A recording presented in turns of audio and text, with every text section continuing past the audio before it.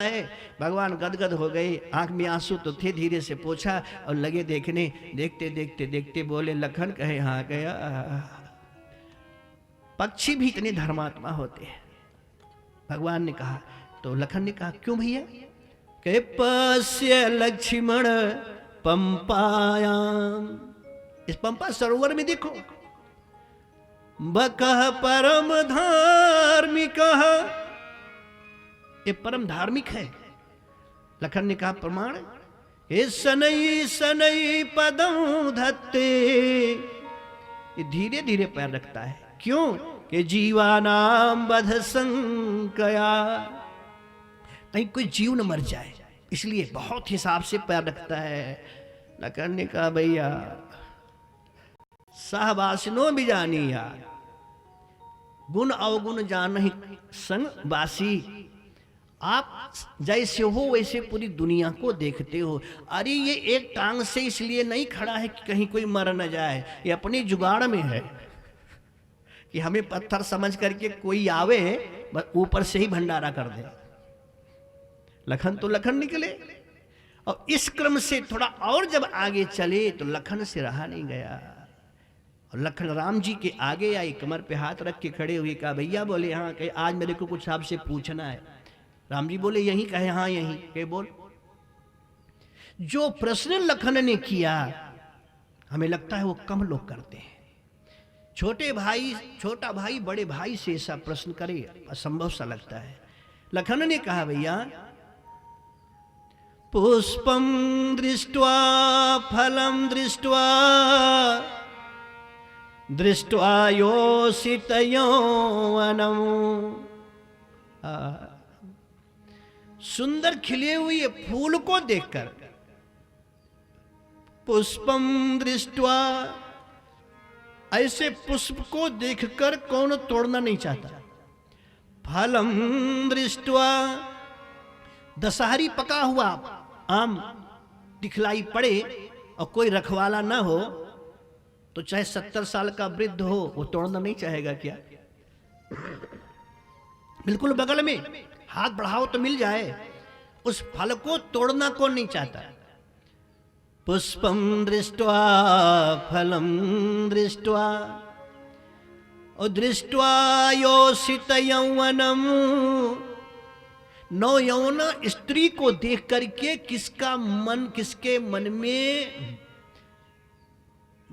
किसके मन विकारी नहीं होता। शांत प्रभु खड़े हैं। लखन ने कहा भी एक प्रश्न और बाकी है। कहा पूछ ले। के बिजने कांचन दृष्ट्वा कस्य न चलते मनः, जंगल में 1,000 की गड्डी, सोना का तो बात ही छोड़ दो, कुल कागज पे आ जाओ, एक बोरा 1,000 की गड्डी एक बोरा मिल जाए तो कस्य ना चलते मना। यद्यप यहाँ पे रुपए की बात नहीं, सोने की बात है। मान लो आधा बोरिया सोना ही मिल जाए एक बोरा, तो कस्य ना चलते मना। अब इसमें जो बहुत बुजुर्ग दादाजी हैं, अगर उनसे पूछो कि अगर मिल जाए 50 ग्राम 100-200 ग्राम, तो आप लेना चाहोगे कि नहीं? प्रश्न है कस्य न चलते मना, किसका मन चंचल नहीं होता? सुंदर फूल को देखकर तोड़ना कौन नहीं चाहता? सुंदर फल को खाना कौन नहीं चाहता? नौ यौवना को देखना कौन नहीं चाहता? पाना कौन नहीं चाहता? और बिजने कांचनम दृष्ट्वा, जंगल में सुंदर सोना देख करके स्वीकार करना, पाना कौन नहीं चाहता? कस्य न चलते मना, किसका मन चंचल नहीं होता? भगवान ने कहा लखन दुनिया में है ऐसे लोग जिसका मन चंचल नहीं होता। वो कौन है? पिता जस्य शुचिरभूतो माता जस्य पतिव्रता, जिसका पिता पवित्र है, अति पवित्र है, और जिसकी माता जस्य, जिसका पिता शुचि है। शुचिता माने पवित्रता, जिसके पिता में है, और जिसकी मां पूर्ण रूप से पतिव्रता है, साध्वी है, ऐसे से उत्पन्न हुआ जो पुत्र होता है लखन, तस्य ना चलते मनः, उसका मन चंचल नहीं होता। कुंती के जितने पुत्र हैं सब में ये सारी विशेषताएं हैं, इसलिए कुंती के पुत्रों के पीछे पीछे मेरा परमात्मा भटक रहा है। और आज 18वां दिन पूरा हो गया, युद्ध खत्म, लाशें ही लाशें केवल हैं। कुरुक्षेत्र के मैदान में या तो भीष्म पितामह का संसैया पे पड़ा हुआ वह स्वरूप है, सारे बचे खुचे लोग अपने अपने शिविर में सो रहे हैं। रात्रि के ठीक 12 बजे मेरे प्रभु उठे और द्रौपदी से कहा, बहन उठ, चल मेरे साथ। उठी, खड़ी हो गई, चलो। पांचों पांडवों से कहा, पांडव तुम भी चलो, उठो मेरे पास साथ में। पांचों पांडव उठे, तुरंत चल दिए। ये नहीं पूछे कहां, पूछे प्यार इसी को कहते हैं कि जहां तकरार ना हो। प्यार का फार्मूला यही है, तत् सुखे सुखी तुम यथा ब्रज गोपिका नाम। इसीलिए भक्त लोग कहते हैं, जहां ले चलोगे वहीं पे चलूंगा, जहां नाथ रखी दो वहीं पे रहूंगा। जहां ले चलोगे वहीं पे चलूंगा, जहां नाथ रखे दो वहीं मैं रहूंगा। जहां ले चलोगे वहीं पे चलूंगा, जहां नाथ रखी दो वहीं पे रहूंगा। जहां ले चलोगे वहीं मैं चलूंगा, जहां नाथ रखे दो वहीं मैं रहूंगा। अपने लिए कोई आकांक्षा नहीं, कोई इच्छा नहीं, कुछ चाहिए नहीं, हम राजी हैं उसी में जिसमें तेरी रजा है।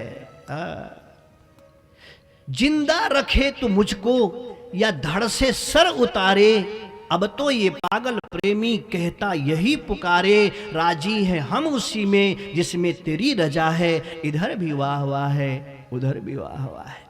तुलसी के 2 हाथ मोदक है, ऐसे ठाव जाके जिए मुझे सो करिए न लरी को।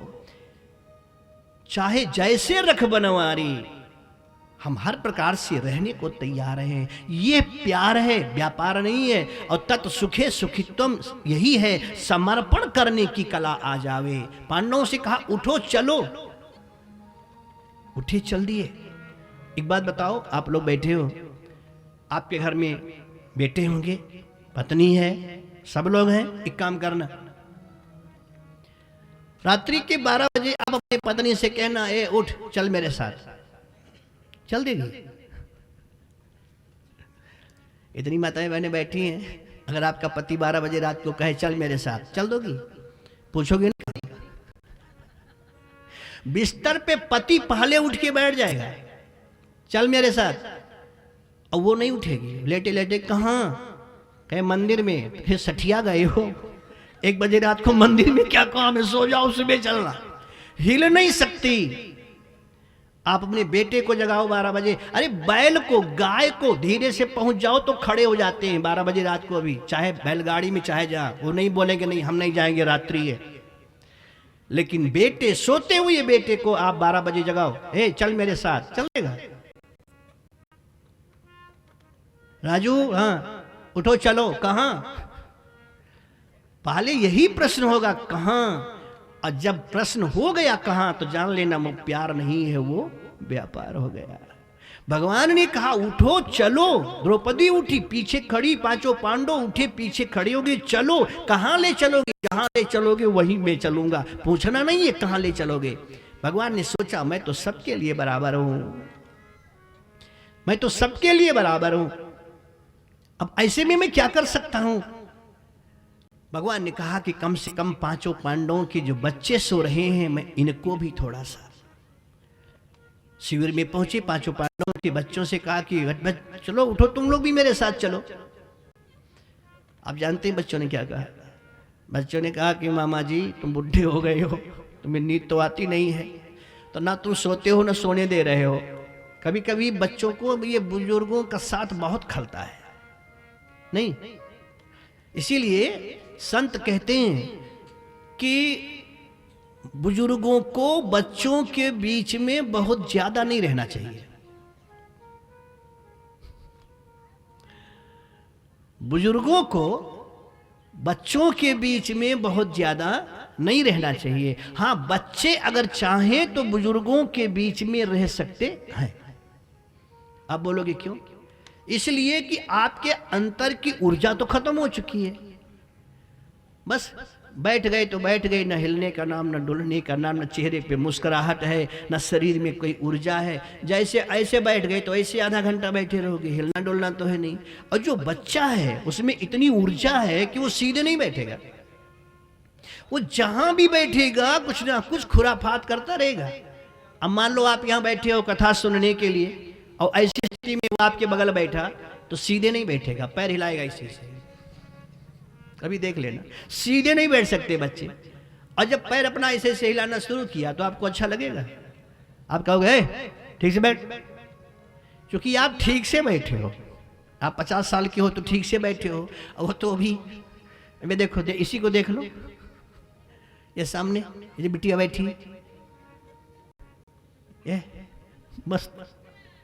तो इतनी ऊर्जा है, ये सीधे नहीं बैठ सकती, कुछ ना कुछ करेंगे जरूर। अब आपको अच्छा नहीं लगेगा, आप कहोगे ठीक से बैठ, तो डर के मारे ठीक से बैठ जाएगी। तब तक कि जब तक आप उसे देखते हो आपको भी वो देखेगी ऐसे, अब आप भी देखोगे कि ज्यादा कुछ करेंगे थप्पड़ खाएंगे, चाटा खाएंगे, इसलिए शांत रहेगी। और जैसे आप इधर मुख किए तैसे हाथ उठा के सिर खुजलाएगी। शरीर नहीं हिलाएगी लेकिन हाथ उठा के सिर खुजलाएगी। मतलब क्या है? कहा इतनी ऊर्जा है वो शांति से बैठ नहीं सकता है। इसलिए बुजुर्गों को बच्चों के बीच में ज्यादा नहीं बैठना चाहिए। वो जहां रहेंगे तहां कुछ ना कुछ करेंगे जरूर, हिलेंगे डुलेंगे, कुछ ना कुछ करेंगे। और आज वही हुआ। भगवान ने कहा कि चलो मेरे साथ। तो पांडवों के बच्चों ने कहा कि मामा जी आप बुढ़े हो गए हो, नींद तो आती नहीं, आप जाओ, अपन को तो सोना है। लेकिन एक चीज ध्यान से सुन ले, अभी मैं आपके बच्चे से कहूं कि उठो चलो मेरे साथ, तो कहे तुम जाओ फालतू, आप हो, हमें कोई काम नहीं है इसलिए मैं नहीं जाऊंगा, तो आप क्या बोलोगे? कुछ नहीं बोलोगे। आप कहोगे तेरा दिमाग खराब है, महाराज जी आए हैं तुमसे कहती तो सुनता नहीं है। ओवर प्रेशर बाप डालेगा, चल मेरे साथ। लेकिन ताजुब यह है, पांच पांडवों के पांचों बच्चों ने इनकार किया। पांचों पिता खड़े हैं, मां खड़ी है, लेकिन गोविंद का कहना जब बच्चों ने नहीं माना तो पांचों पांडवों ने अपने मुख पे ताला रख दिया। ना, जो मेरे गोविंद का नहीं वो मेरा कैसे हो सकता है? और जब छोड़ करके मेरे प्रभु पांचों पांडवों के बच्चों को चलने लगे तो संतों ने कहा अब कल्याण नहीं हो सकता। क्यों? कि ये प्रीति नहीं है, यह प्रीत करन की रीत नहीं, रब जागत है तू सोवत है। यह प्रीत करन की रीत नहीं, रब जागत है तू सोवत है। यह प्रीत करन की रीत नहीं, रब जागत है तू सोवत है। यह प्रीत करन की रीत नहीं, रब जागत है तू सोवत है। उठ बैठ मुसाफिर भोर भयो, अब रैन कहाँ जो सोवत है। उठ बैठ मुसाफिर भोर भयो, अब रैन कहाँ जो सोवत सोवत है वो खोवत है, जो जागत है वो पावत है। जो सोवत है वो खोवत है, जो जागत है वो पावत है। उठ बैठ मुसाफिर भोर भयो, अब रैन कहाँ जो सोवत है। उठ बैठ मुसाफिर भोर भयो, अब रैन कहाँ जो सोवत है। आगे आगे मेरे प्रभु, पीछे पीछे पांचों पांडव, और छोड़ दिया जो ना मेरे राम का वो ना किसी के काम का। एक तरफ पुत्र एक तरफ परमात्मा, चुनाव किसी एक का करना है। जब परमात्मा और पुत्र के बीच की बात आवे तो बुद्धिमान पुरुष पुत्र को छोड़कर परमात्मा की शरण में ही जाना पसंद करेगा। पांचों पांडव आगे, चूंकि वो कह दिया, मैंने कहा वो कहता है कि डोरी सौंप के तू देख एक बार। अर्जुन से कहा था भगवान ने, तो उसने कहा, अर्जुन कहे हाँ, ये तू लगता है महामूर्ख है। अर्जुन ने कहा क्यों? कि जब मैंने भरी सभा में कह दिया कि मेरी अक्षौहिणी सेना अस्त्र शस्त्र एक तरफ, मैं निहत्था एक तरफ, और ये युद्ध का मैदान है, और युद्ध के मैदान में भाईचारा नहीं चलता, युद्ध के मैदान में भावनाएं काम नहीं करती हैं। तो एक तरफ मेरी अक्षौहिणी सेना और एक तरफ मैं निहत्था अकेले, फिर भी तूने अक्षौहिणी सेना को नहीं पसंद किया, केवल मेरे को चुना क्यों?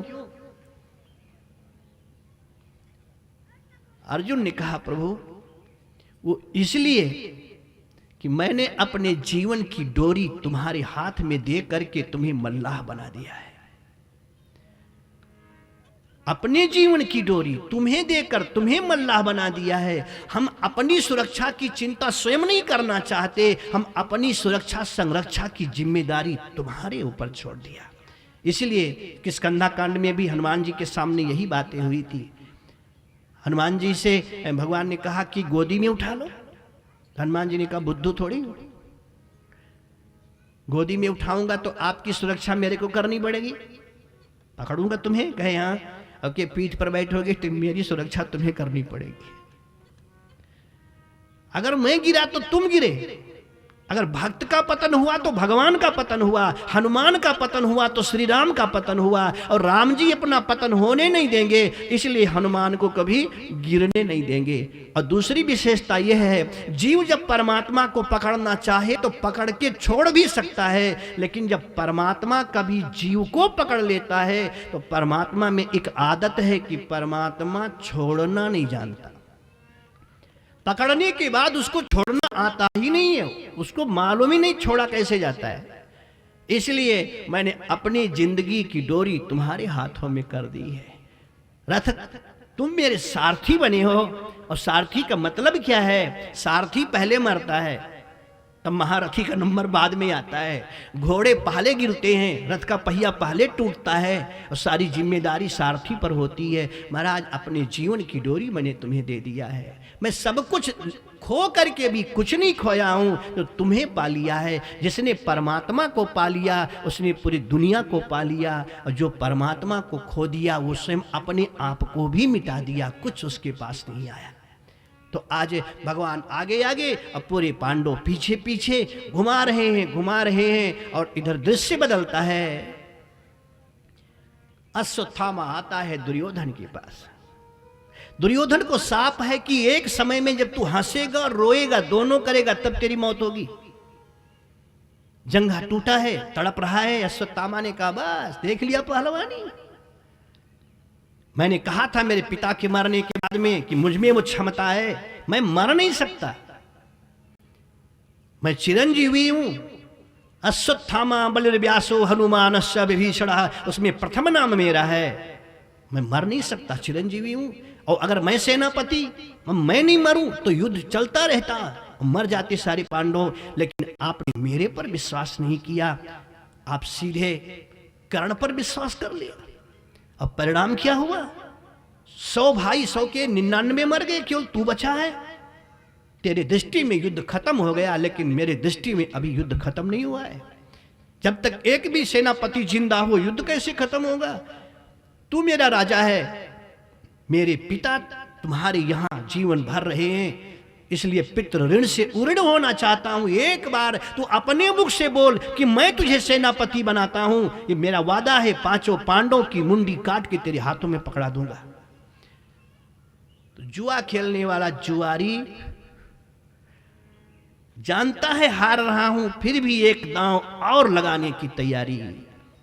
इसीलिए ये लिप्सा शायद दिनकर ने या किसी ने लिखा है कि एक बार और जाल फेंक रे मछेरे, एक बार और जाल फेंक एक बार मछेरे, एक बार और जाल फेंक रे मछेरे, एक बार और जाल फेंक रे मछेरे। जाने किस मछली को बंधने की आस हो, जाने किस मछली को बंधने की आस हो, जाने किस मछली को बंधन की चाहो, जाने किस मछली को बंधन की चाह हो। एक बार और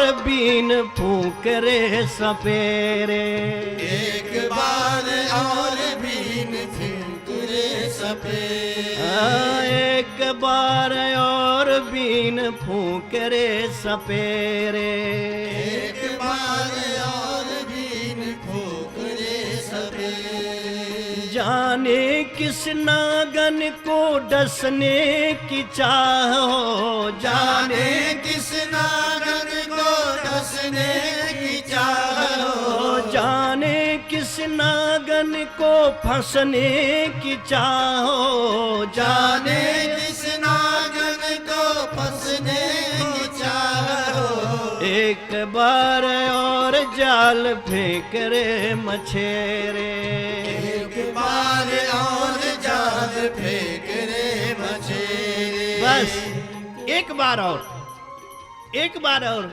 अरे एक बार में क्या होगा? अब बहुत हो गया, अब नहीं खेलेंगे। अरे एक दांव और चलो भाई। आप लोग गर्मी में ताश खेलते होंगे, डाला पकड़ क्या क्या, तमाशा देखो। बैल खड़ा है, हौदी, चिंता नहीं है। नहीं नहीं भाई देर हो रही है बैल को, अरे एक दांव।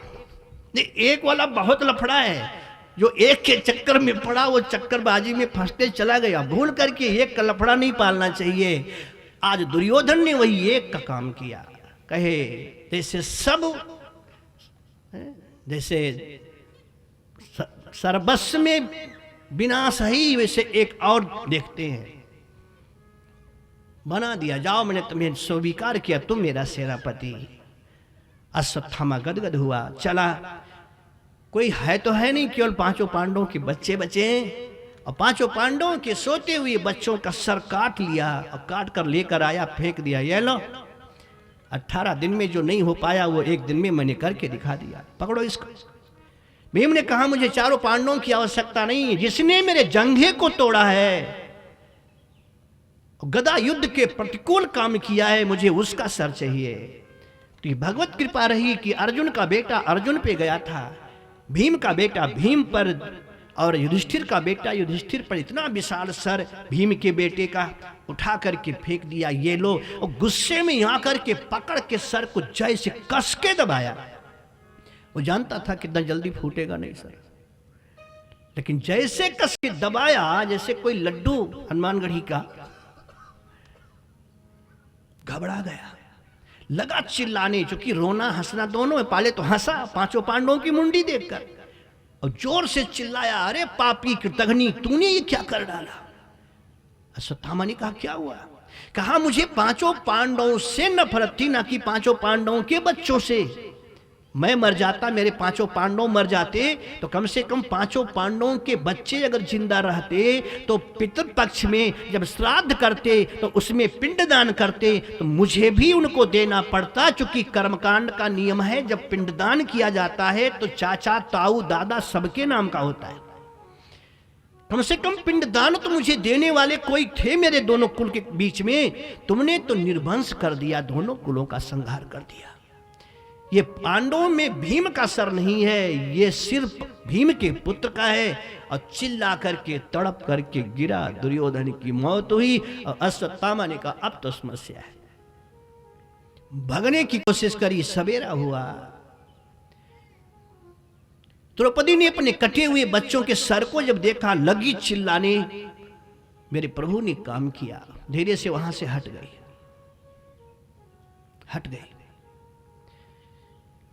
किसने मारा होगा? युधिष्ठिर ने भगवान से कहा, प्रभु कौन मार सकता है? कि ये काम केवल ब्राह्मण ही कर सकता है। इसलिए ब्राह्मण से दोस्ती बहुत अच्छी नहीं होती है, दुश्मनी भी बहुत अच्छी नहीं होती है। हाँ, प्यार से सबसे सस्ते दुनिया में कौन है? के ब्राह्मण नहीं। पंडित जी पालागी, खुश रहो। दुनिया में है कोई फैक्ट्री खुश रखने वाली? है कोई फैक्ट्री जो आपको खुश रख सके? लेकिन फ्री में, फोकट में पाए लागी, मैंने प्रणाम नहीं किया, पूछ रहा है पाए लागी? पाले का खुश रहो। और पाए लागोगी तो ना मालूम क्या क्या दे देगा। 20 आना में आज भी गोदान होता है। वो गोदान पहले सोने के सिक्के से होता था। आज एक 10 ग्राम का 1 रुपए का सिक्का 28,000 का है। लेकिन आज भी पंडित जी वो 20 आना पैसे पे संकल्प कराने, वो नहीं कहेंगे भाई 20 आना बधा है तो चलो कोई बात नहीं, चलो उसी में कर लो। सबसे सस्ता दुनिया में कोई है तो ब्राह्मण है। और सबसे खतरनाक भी कोई है। एक ब्राह्मण बैठी पताल छल्यो, एक ब्राह्मण 60,000 को जार्यो, एक ब्राह्मण लात हन्यो हरि के तनु, एक ब्राह्मण ने जदुवंश उजार्यो, के ब्राह्मण बैर कियो जन भूल के ब्राह्मण से परमेश्वर हार्यो। भगवान से पूछा कि रावण को कैसे मारा?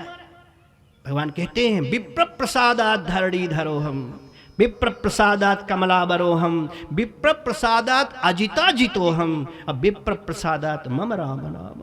अगर मेरा नाम राम है तो ब्राह्मणों के प्रसाद से हुआ है। तो ऐसे भगवान ने कहा ये काम कोई ब्राह्मण ही कर सकता है। कोई है? बोले हाँ एक है। नेचर से ही वो दुष्ट है। द्रोणाचार्य का बेटा अश्वत्थामा। अर्जुन ने कहा मारूंगा, मैंने संकल्प लिया है कि सूर्यास्त के पहले मारना है। चलो, 5 पांडव बैठ गए, रथ के ऊपर चले, गोविंद नहीं बैठे।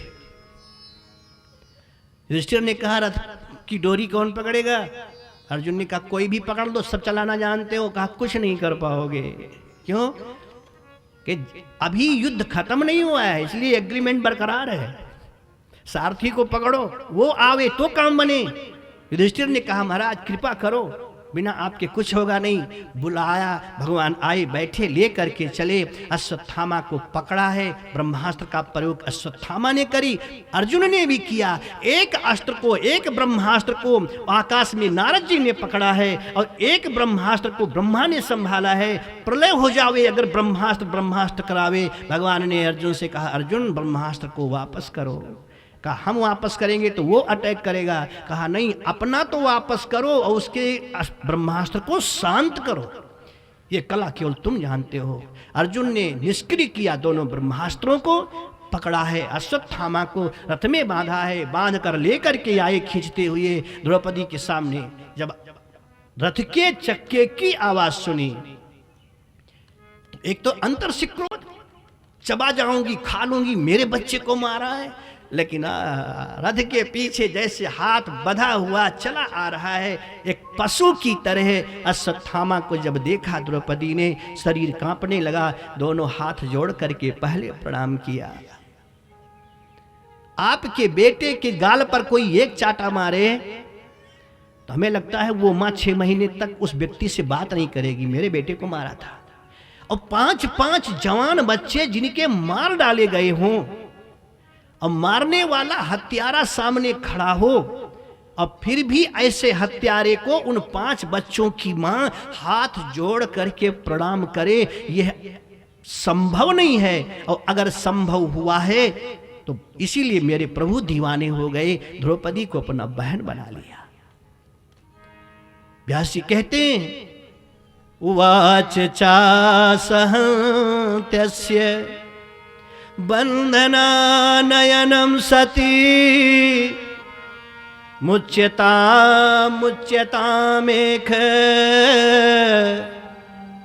इसको छोड़ दो, मुच्यताम एक, ब्राह्मणों नितराम गुरु, छोड़ो इसको। अर्जुन कहा इसको छोड़ो, कहे हाँ मेरी प्रतिज्ञा कि मैं इसे लाऊंगा, इसके खून से तुम अपने शरीर को भिगोगी, प्रतिज्ञा क्या क्या होगा। द्रौपदी ने कहा मैं नहीं जानती, लेकिन इसको छोड़ो। अर्जुन ने कहा क्यों? कहा इसलिए कि एक स्त्री 2 प्रकार से जीवन जी सकती है, बहुत ध्यान से सुनना। बेटा अगर नहीं है, पति है, तो पति की छाया में रह करके जीवन अपनी गुजार लेगी स्त्री। और मान लो पति नहीं है तो पुत्र की छाया में भी स्त्री अपना जीवन, मां अपने जीवन को बिता सकती, गुजार लेगी।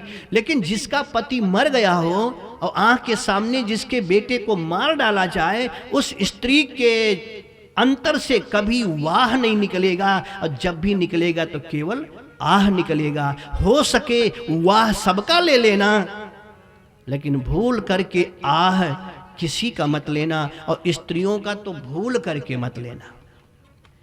क्योंकि पुरुष में एक आदत होती है, एक बार कहेगा तुम्हें भगवान जाने जो तुमने किया मिलेगा, लेकिन मैंने सुना है माताएं पानी पी पी करके आशीर्वाद देती है 2-4 महीना, जब भी याद आए तब भी आशीर्वाद देंगी जरूर।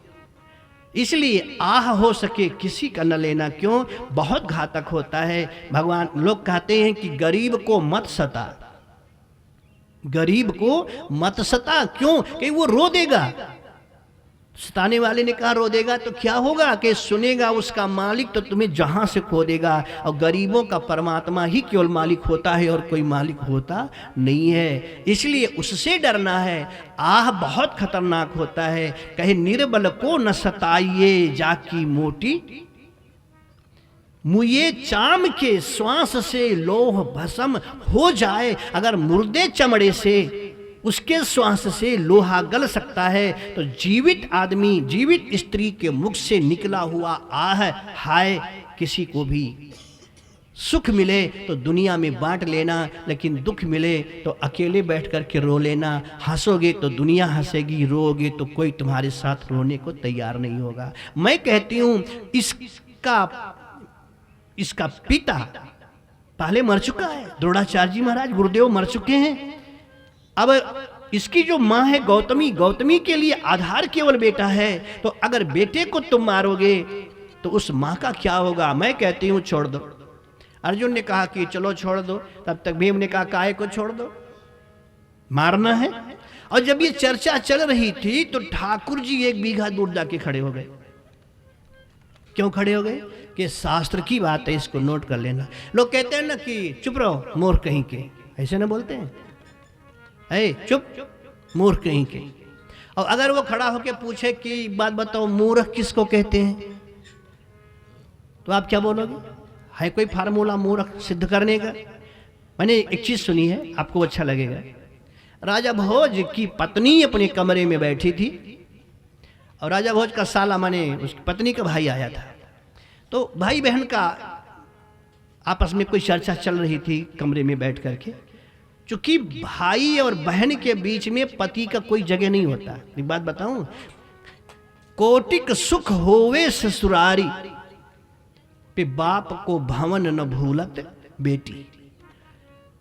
अपने मायके का सुख और दुख स्त्री कभी भी ससुराल में शेयर नहीं कर सकती। क्यों? जानती है मेरी बेइज्जती होगी। तमाम प्राइवेट बातें होती हैं जो पति से नहीं शेयर कर सकती। कुछ बहनें तो यहाँ तक हैं कि अगर है उसका भाई आ जाए तो चुपके से बांध के दे देती हैं, ले जाओ। आप लोग बहुत अच्छे हो, आप लोग तो इधर से दूर वाले गांव की बात करते हो। बहुत जगह ऐसा होता है। और हो तो क्या बुराई है। पहले तो लोग कहते थे बेटा केवल बाप का, बेटी पूरे गांव की। और जिस गांव में गांव की बेटी ब्याही हो उस गांव में लोग पानी नहीं पीते थे। आज तो बेटी का बाप ही बेटी के घर में जाके खा पी के आता है, कहता भाई 10 के बदले 15 रुपया दे दो, 50 के बदले 100 रुपया दे दो, समझो होटल में। और बेटी को होटल में छोड़ के आए हो क्या? बेटी का घर होटल हो गया क्या?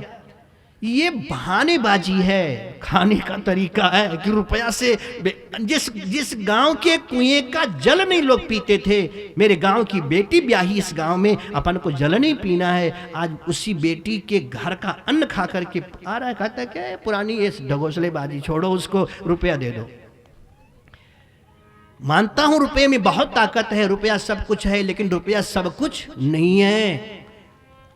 चलो आपकी मर्जी, आप जो भी करना हो करो, हम रोकने नहीं जाते हैं। लेकिन अगर यहाँ जहाँ चर्चा कर रहे थे कि यहाँ ये बैठे तो भाई बहन की चर्चा चल रही थी, राजा भोज आए अब आकर के खड़े हो गए, क्योंकि ये मेरी पत्नी, ये मेरा साला।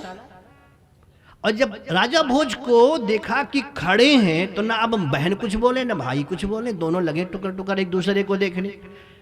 और राजा भोज को हट जाना चाहिए, समझ जाना कुछ भाई बात, तभी दोनों चुप हो गए। वो बंदा हिला नहीं तो पत्नी निकली। पत्नी ने कहा बैठ जाओ मूर्ख, आप लोग पति को ऐसा नहीं कहना है। वो राजा भोज ही थे, संभाल लिए। अगर आप पत्नी को मूर्ख कहोगी तो इतना सोटा उठाएगा, कोई गारंटी नहीं। पत्नी ने कहा राजा भोज को बैठ जाओ मूर्ख। और जैसे मूर्ख कहा तैसे तिलमिला उठे, पूरी रात सो नहीं पाए। सवेरा हुआ, दरबार लगा, सारे लोग आए, प्रणाम करके बैठने लगे। कालिदास आए और कालिदास ने जैसे प्रणाम किया तो ऐसे भोज ने कहा बैठ जाओ मूर्ख। और सरस्वती के पुत्र को कोई मूर्ख भरी सभा में कहे तो कैसे बर्दाश्त कर सकते हैं। कालिदास ने कहा मूर्ख, कहे हाँ बैठ जाओ मूर्ख। तो भोज से ही प्रश्न कर दिया कालिदास ने कि मूर्ख का लक्षण तो एक भी मेरे में नहीं है। लक्षण क्या है मूर्ख का? कि गतम न सोचामि कृतम न मन्ये खादन न गच्छामि हसन न जल्पे द्वाभ्याम तृतीयो न भवामि राजन किं कारणं भोज भवामि मूर्खः। गतम न सोचामी, रात बीती बात बीती, बीते हुए बात को लेकर के हाय हाय नहीं करता, जो बीत गया सो बीत गया, हरी हरी करता हूं, इसलिए मैं मूर्ख नहीं हूं। खादन न गच्छामी, खाते हुए कभी चला नहीं हूं। आवाज बफर सिस्टम में क्या होता है? क्या बुद्धि रखा है बफर सिस्टम खोलने वाला भी। छोला यहां रखेगा तो भटूरा वहां रखेगा, दही बड़ा यहां रखेगा तो पकौड़ी वहां। एक प्लेट लिए भाई साहब छोला किधर है? यहां से वहां तक चक्कर लगाना ही है उनको, और लेकर के प्लेट में खड़े हो गए। और तब तक दूसरा भी बंदा आया, वो भी, और भाई साहब अभी आ रहे हो? कहे हाँ, खा भी रहे हैं, हिल भी रहे हैं, तंडोले मेरा मंडोले चल भी रहे हैं, खा भी रहे हैं। ये क्या है? कहा शास्त्र के दृष्टि से मूर्खों का काम है। खादन न गच्छामि, खाते हुए कभी चला नहीं। हसन न जल पे, स्नान करते समय यहां तक पानी हो उसमें कभी हंसना नहीं चाहिए, ना मालूम क्या से क्या हो जाए। तो भोज ने कहा ये तो मैंने भी कभी नहीं किया। तो बीबी ने मूर्ख काहे को कहा? फिर जैसे भोज ने ये कहा कालिदास ने कि द्वाभ्याम तृतीयो न भवामि राजन, जहां दो लोग बात कर रहे हो वहां बिना बुलाए मैं नहीं गया। माने जहां दो लोग बात कर रहे हो जब तक ना बुलाया जावे आप वहां मत जाना, नहीं दोनों के दृष्टि में आप मूर्ख हो। तो ये मैटर घर का चल रहा है, पांचों पांडवों द्रौपदी के बीच का है। ठाकुर जी ने कहा अब मेरा दाल भात में मूसल चंद का क्या काम, इसलिए दूर खड़े हो गए। अर्जुन ने कहा छोड़ दो, भीम ने कहा मार डालो, नकुल सहदेव ने कहा नहीं मारना जरूरी है। तो लोगों ने कहा जब घर में ही संसद में ही हंगामा तो फैसला कहां से होगा? तो लोगों ने कहा सरदार को बुलाओ। यत्र नारायण कृष्णो यत्र पार्थो धनुर्धरः, इसलिए धर्मावतार को बुलाओ। भगवान के पास अर्जुन गई, कहा महाराज बिना आपके समस्या का समाधान नहीं होगा। भगवान आए, क्या बात है? कहा द्रौपदी कहती है छोड़ दो।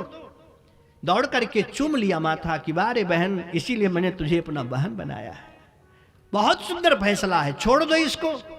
अर्जुन कहते हैं मुझे भी लगता है गुरुपुत्र है, छोड़ देना चाहिए, छोड़ दो। युधिष्ठिर ने कहा कि भैया वही काम करना। भगवान ने पूछा कि तुम बड़े भाई हो, तुम क्या कहते हो?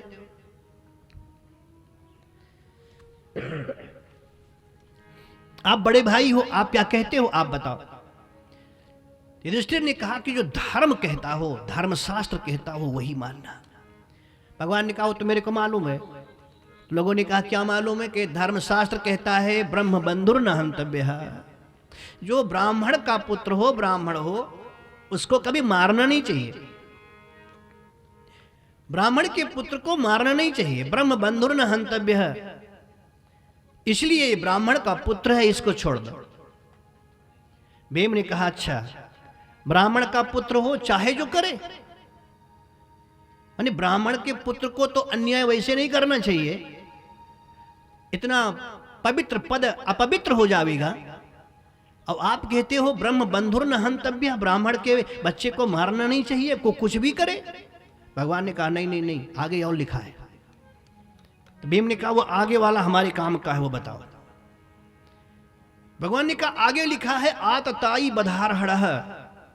अगर आतताई है, बिना किसी स्वार्थ के, बिना किसी कारण के अगर कोई किसी की हत्या करता है, तो चाहे ब्राह्मण हो चाहे क्षत्रिय हो, कोई भी हो, वो मारने योग्य है, मारना चाहिए। तो भीम ने कहा कि हाँ ठीक है, मारो इसको, छोड़ना नहीं है। नकुल सहदेव से पूछे तुम बोलो तुम्हारा क्या दिल कहता है। नकुल सहदेव ने कहा भीम दादा ठीक कहते हैं, अकारण बिना किसी रीजन के 5 बच्चों को मारा है, ना इसका संबंध है, ना इसका घर से मतलब, ना परिवार से मतलब, ना इसको राज्य से मतलब, फिर भी सोते हुए को मारा है, इसको मारो।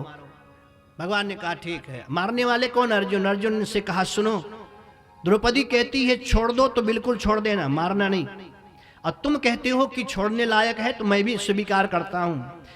युधिष्ठिर जी कहते हैं कि धर्मशास्त्र के आधार पे काम करना, तो धर्मशास्त्र भी कहता है ब्रह्म बंधुर न हंतव्य, इसलिए इसको छोड़ो।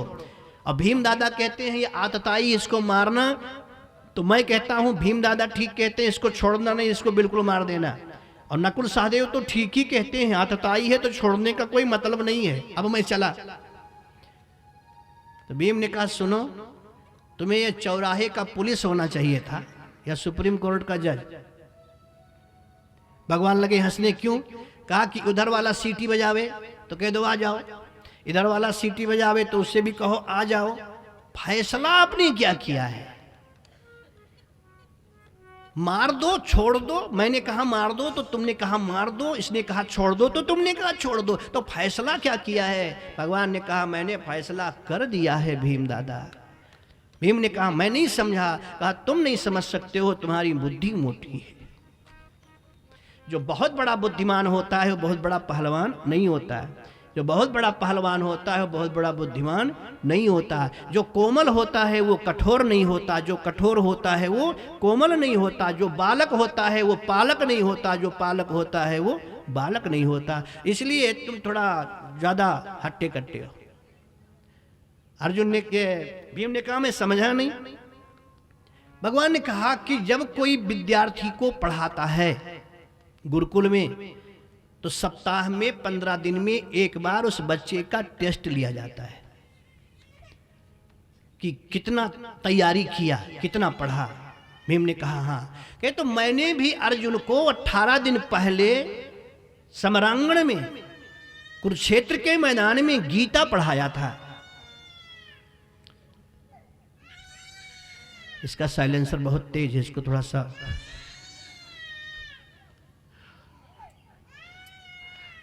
इसी गांव का बच्चा है, हीरापुर का है ये। हे भगवान जय हो। इसको थोड़ा कंप्लान और बढ़ाइए।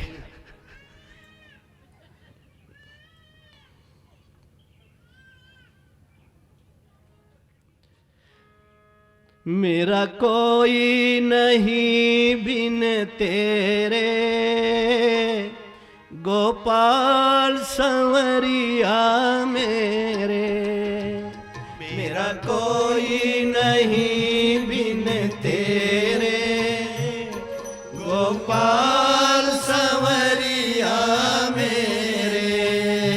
मेरा कोई नहीं बिन तेरे, गोपाल संवरिया मेरे। बोलिए वृंदावन बिहारी लाल की। तो मैं अर्जुन को 18 दिन पहले सम्रांगण में गीता का उपदेश दिया था, मैंने पाठ पढ़ाया था।